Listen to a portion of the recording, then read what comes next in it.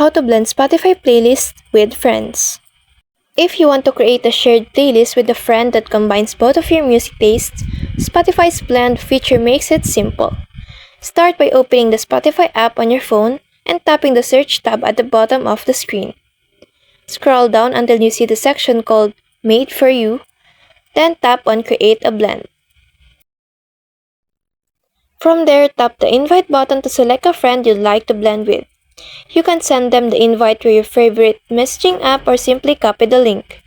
Once your friend taps the link or scans the QR code, they will be added to your blend.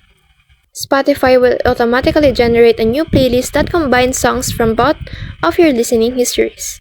You'll even see labels under each track showing which songs came from you and which came from your friend. It updates daily, so you'll always have a fresh mix to enjoy together.